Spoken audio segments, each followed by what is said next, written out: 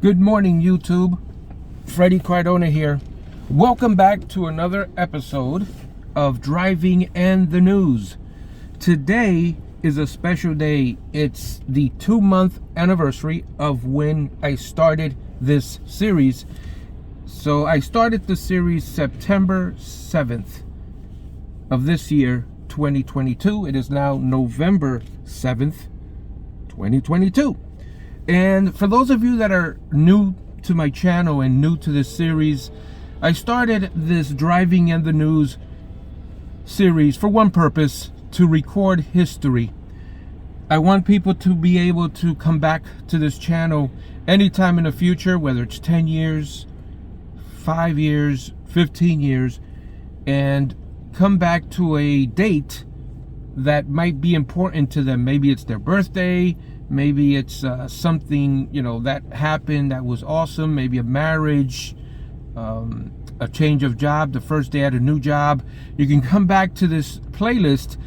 Hopefully there's a video up for that day, and you can see kind of like what happened on that day here in the New York metropolitan area. If you don't live in this area, this channel and this series will help you, reconnect to your roots, to your old stomping grounds, to the sounds of 1010 winds, which for many of us brings back a lot of memories of us growing up. I used to listen to 1010 winds every morning. In fact, I had it as my alarm clock at 6 in the morning. The first thing I would hear is beep. 1010 winds. You give us 10 minutes, we'll give you the world. I remember John Montone, Judy DeAngelis, if I'm not mistaken. A lot of memories listening to 1010 Winds. When something big happens around the world or in our area, the first thing I used to do is either put on the news on the TV, or if I am in my car, I would listen to 1010 Winds. So that's one of the biggest reasons that I started this series, and hopefully it's been catching on. I really appreciate everyone's views of the videos, and I would also suggest, if you would like the video, and subscribe if you're not already subscribed. And the reason I ask you to do that is, and again, you don't have to, it's completely your choice, but it is free. I don't ask for any money on this channel. The reason I do that is I am going to try to monetize this channel for only one reason. I want to use any cash that YouTube gives me for gas and for upkeep on the car. I will never ask for money from people. So this is completely free, and it's your way of supporting the channel. And it really, really helps. All right, let's get going with the news. Question for you. Did you live, work, or go to school in Lower Manhattan below Canal Street, either on 9/11 or in the 8 months that followed? Well, if you did, you really need to contact Barish and McGarry at 911awards.com. The reason? You might be eligible for both free lifetime health care and an award from the 9/11 Victim Compensation Fund. You see, our government created those programs for everyone who was breathing in all that toxic dust. But so many people aren't enrolling, at least in part, because they think it's only for first responders. Well, let's clear that up. The fund is also for 300,000 downtown office workers, 25,000 downtown residents, and 50,000 students and teachers, and that's even if you're currently healthy. So let Barish and McGarry help you enroll. Go to 911awards.com. That's 911awards with an S.com. Barish and McGarry, lawyers for the 9/11 community. WINS FM in HD1 New York. This is Lin-Manuel Miranda. You're listening to 1010 Winds on 92.3 FM. Always live on the free Odyssey app. 69 degrees already, mostly sunny, going up to 76 today. More people get their news from 1010 Winds than from any other radio station in the nation. Christian Alexander's our service aide. Justin Schrager at the editor's desk. I'm Susan Richard. All the time. This is 1010 Winds at 92.3 FM, New York. Good morning, 69 degrees at 8 o'clock. It is Monday, November 7th. I'm Lee Harris, and here's what's happening. Tomorrow is Election Day, and candidates are making their final pitches. Early voting is over in New York. Turnout was down by more than half from 2020. No winner in Powerball again over the weekend, so tonight's jackpot's closing in on $2 billion. A man from Freeport charged with manslaughter and DWI in a head-on collision on Sunrise Highway in Massapequa that left one man dead and 3 injured. Kathy Griffin got suspended from Twitter for impersonating Elon Musk. And the National Park Service has a request. Please don't lick the toads. Sports, the Jets pull off a comeback against the Bills. The Rangers lost in overtime. The Mets have a 5-year deal with closer Edwin Diaz. 10-10 wins AccuWeather. Couple of showers to start, then sunny with a high of 76, not far from the record of 78. Wednesday news time, 8:01.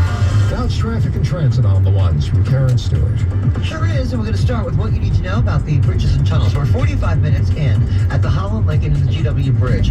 We are pretty much packed at the inbound RFK. We've got Upper East Side delays on the Harlem River. We've got delays on and off the Deegan on the Bronx span. That delay that we've got right off the RFK is causing the Bruckner to back up all the way to the Bruckner interchange, and we're jammed through most of that trip, half of it anyway. The inbound 59th Street Bridge, it's heavier from Queens Boulevard, but the delay's a little longer from Northern Boulevard, and it looks like we've got an accident on the span's lower level. So that's the deal there.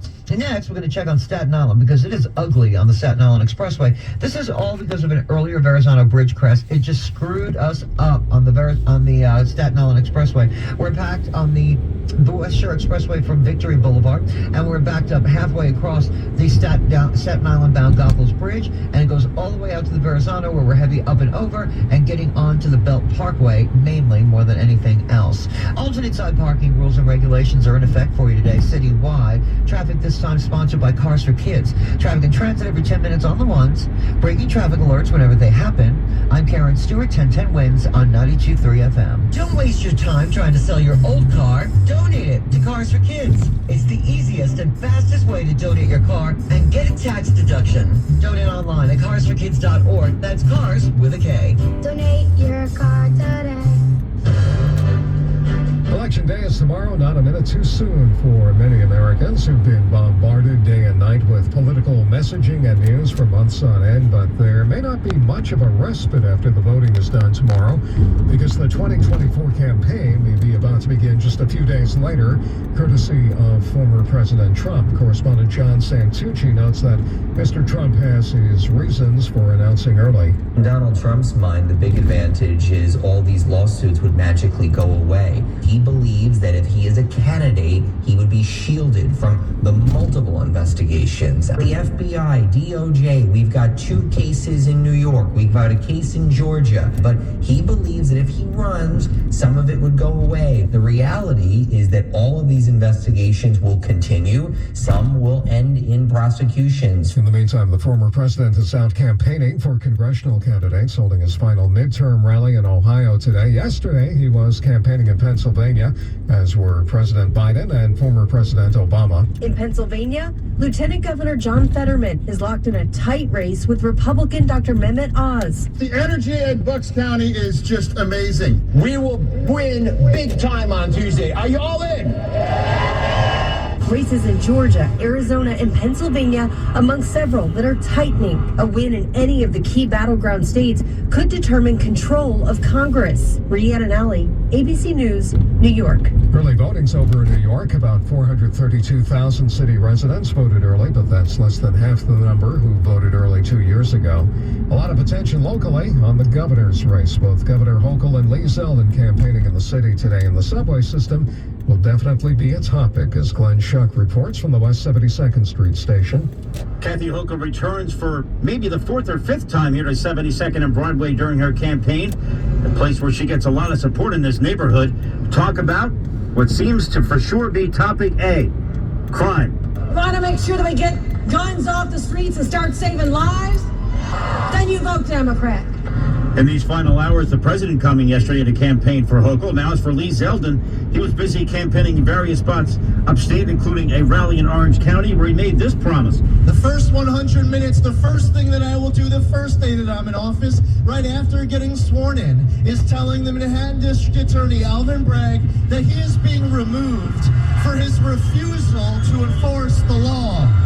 Later today, Zeldin returns to the five boroughs. He'll be at a Bronx subway station where a man was stabbed in the neck over the weekend.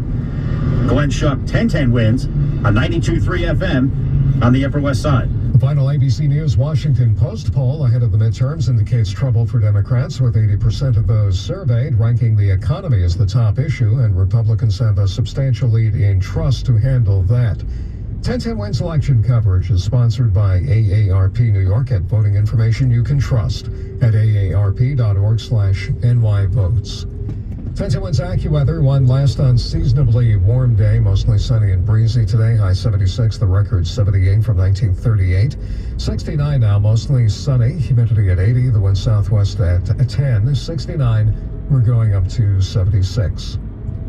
Players continue not to win the Powerball jackpot, so now it's closing in on almost $2 billion. There's another drawing tonight. The already record-breaking Powerball jackpot grew bigger over the weekend. Mike Decalone from Bethpage hopes luck strikes him. Yeah, you when you win, you're not a millionaire, you're a billionaire. So the jackpot at $1.9 billion is unfathomable to some, like Raul Salgado from Massapequa. I don't even know how much money that is. I know it's a lot. At a minimum, many tell me they'd buy a new car and pay off debt.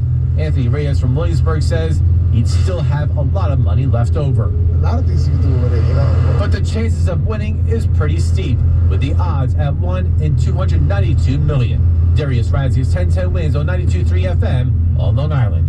A man who lives in Freeport's charged with manslaughter and DWI following a head-on collision on Sunrise Highway in Massapequa early yesterday. One man was killed, 3 injured when an SUV crossed into oncoming traffic and hit a Honda Civic. A passenger in the Civic was killed. The driver injured. A passenger in the SUV is in critical condition. The driver, 29-year-old Juan de Leon Collado, was also injured. He's hospitalized and in police custody. Mark Roth has a $3 million home in Park Slope, but it didn't smell like it was worth millions when some sewer construction went awry and his basement was flooded with raw sewage.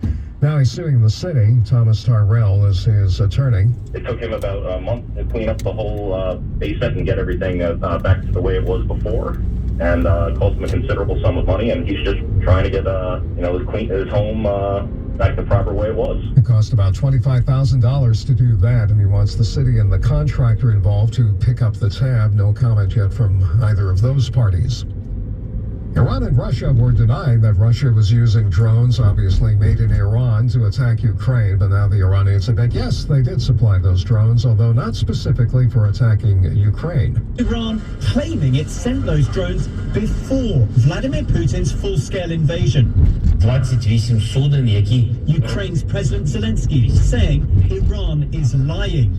The drones slamming into dozens of power stations, leaving 4.5 million homes without electricity. Kiev's men warning residents to be prepared to evacuate from the city in case there is a total loss of power, heat, and water. Correspondent Tom Sufi Burrage in Ukraine. Meantime, the Washington Post reports President Biden is secretly encouraging Ukraine to drop its public refusal to hold peace talks with Russia. 69, partly sunny. We're going up to 76 in Midtown today. While Elon Musk has indicated there will be a lot less banning and suspending and more freedom of speech now that he's running Twitter, there are still ways to get suspended, as Kathy Griffin found out yesterday. She sent a tweet impersonating Musk, complete with his profile picture, and that is not permitted. Specifically, impersonating another user's account without clearly marking it parody will not be tolerated.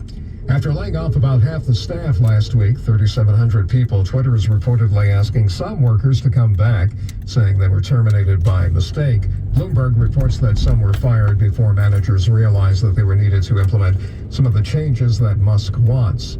A lot of journalists and other important people have regarded their blue check marks on Twitter as a bit of a status symbol. But the new owner plans to democratize the blue check for a small fee, of course. Amid upheaval at Twitter following the takeover by Elon Musk, the company now announcing a new subscription service that will include blue check marks.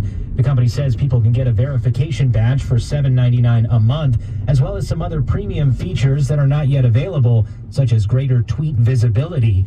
It's not clear how Twitter plans to handle verification of paying users or accounts trying to impersonate others. Musk in a tweet only saying that the company will suspend those accounts. Mark Remillard, ABC News. There you have it, folks. A quick snippet of today's news, November 7th, 2022. Thank you so much for viewing and listening, and we'll see you on the next video.